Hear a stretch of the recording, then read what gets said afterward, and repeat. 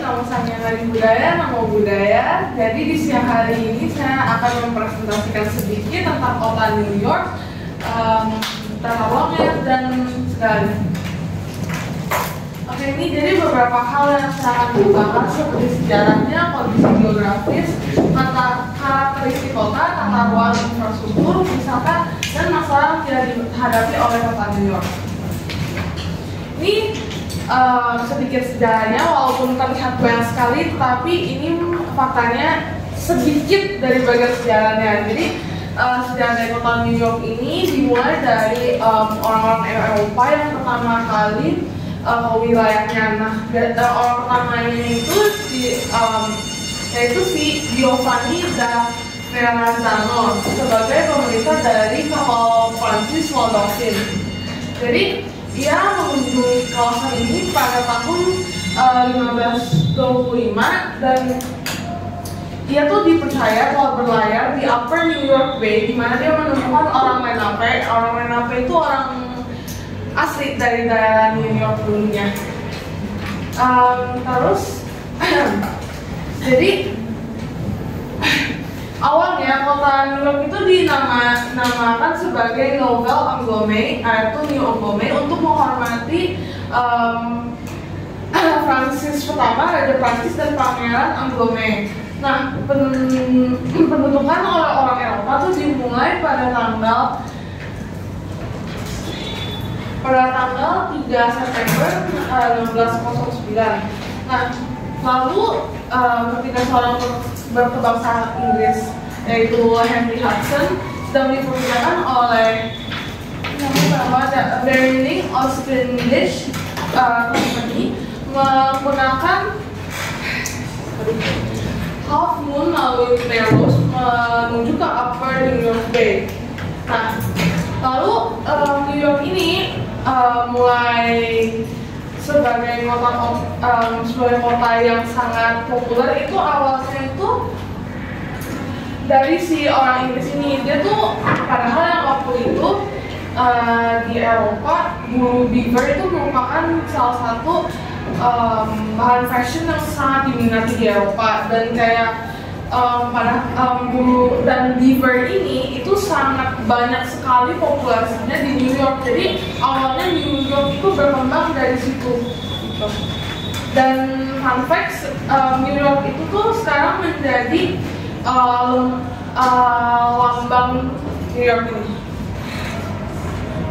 Jadi kondisi geografis New York itu, New York terletak di Amerika Serikat, timur laut, di negara bagian New York, bagian tenggara, sekitar setengah jalan antara Washington DC dan Boston. Letaknya di mulut sungai Hudson yang berakhir ke pelabuhan alami dan kemudian Samudra Atlantik. Dan kota ini telah tumbuh cepat banget sebagai kota dagang. Ini sebenarnya overall map dari New Yorknya, tapi blurry ya, jadi kita bisa next aja. Nah, karakteristik kotanya itu New York adalah kota terpadat dan di Amerika Serikat dan pusat wilayah metropolitan New York yang merupakan salah satu wilayah metropolitan terpadat di dunia. Sebuah kota global ke depan, New York memberi pengaruh besar terhadap perdagangan, keuangan, media, budaya, seni, mode riset, dan lebih banyak lagi. Dan New York ini sebagai tempat markas besar Perserikatan Bangsa-Bangsa. Nah, kota ini juga merupakan pusat hubungan internasional yang penting. Kota ini sering disebut New York City, disingkat NYC atau City of New York untuk membedakannya dari negara bagian New York di tempat kota ini berada. Nah, tata ruang kota pada awal-awal pembangunan kota New York ini menggunakan mereka menggunakan sistem tata kota petak, yaitu grid. Dan itu menjadi hal yang revolusioner dan inovatif bagi ahli planologi Amerika. Ini dikarenakan keinginan orang-orang Amerika pada saat itu yang menginginkan adanya hal-hal baru, revolusioner dan visioner beda yang sudah ada. Jadi sebenarnya beberapa referensi yang dipakai saat membangun kota New York. Nah, ini beberapa infrastruktur seluruh New York. Jadi kita ada Times Square, Flatiron Building, dan Empire State Building. Ini wisatanya, maaf ini nggak di satu frame. Ya. Jadi, soalnya blurry ya, tapi kita ada Times Square ini Patung Liberty, dan di belakangnya ini Empire State Building. Dan ini tuh di New York ada yang namanya tuh Central Park. Jadi bener-bener di tengah kota New York, ini kayak sebagai paru-parunya kota New York, karena ini bener-bener mereka kayak ada kotak tengah-tengah kota New York, bener-bener diisi oleh pohonan, dan itu menjadi salah satu kayak park yang paling besar di New York. Nah, kita udah mulai masuk ke masalah. Jadi karena tentunya New York itu merupakan kota yang berpopulasi sangat-sangat padat, tentunya ada menimbulkan hal-hal yang negatif. Contohnya tuh seperti banyaknya populasi orang itu menimbulkan banyak sampah yang timbul dan dibuang sembarangan. Dan paling parah itu saat bau-bau sampah itu di summer di New York, soalnya kayak udara panas itu ketemu dengan kayak sampah limbah-limbah yang cukup banyak, itu membuat bau yang sangat tidak enak gitu. Dan kehilangannya pekerjaan, mereka pada kehilangan rumah dan berakhir sebagai tunawisma di jalanan. Setiap tahunnya jumlah tunawisma di New York semakin banyak, dan di tahun 2023 lalu jumlahnya mencapai 140 orang. Mereka tidur jalan, stasiun subway, atau tempat manapun yang dianggap aman. Jadi kayak New York ini juga terkenal sebagai banyaknya orang-orang tunawisma, banyak banget. Bahkan kayak di subway-nya ada orang yang kayak rela masuk subway dan benar-benar seharian cuma di dalam subway dan tidur. Jadi kayak banyak banget. Nah, ini solusi saya untuk kota New York. Jadi tentunya New York sebagai kota terbesar memiliki tantangan-tantangannya. Nah, untuk mengatasi sampah yang jalan, kota ini perlu mengambil beberapa langkah strategis. Menurut saya, pertama, meningkatkan infrastruktur daur ulang dan memperluas program pengelolaan sampah, termasuk pengadaan lebih banyak tempat sampah daur ulang di seluruh kota. Kedua, kampanye edukasi masyarakat sangat penting agar warga-warga New York dapat sadar akan pentingnya menjaga kebersihan dan membuang sampah dengan benar. Selain itu, kota bisa memperlakukan denda yang cukup tinggi bagi pelanggar yang membuang sampah sembarangan tentunya.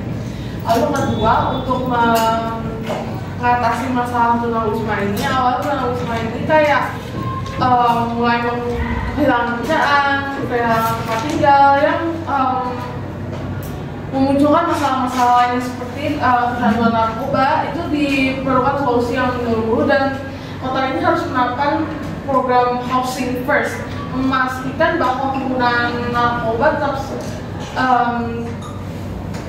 stabil sebelum mengatasi masalah lainnya. Pemerintah kota juga harus meningkatkan layanan rehabilitasi dan detox bagi mereka yang mengalami penyalahgunaan dan kecanduan narkoba, dengan fokus pendekatan holistik dan menyediakan lingkungan psikologis yang mendukung. Selain itu, pemerintah kota juga harus meningkatkan kapasitas layanan kesehatan mental, menggunakan program intervensi krisis dan pekerjaan sosial untuk membantu individu itu dengan fasilitas rehabilitasi yang sesuai. Nah,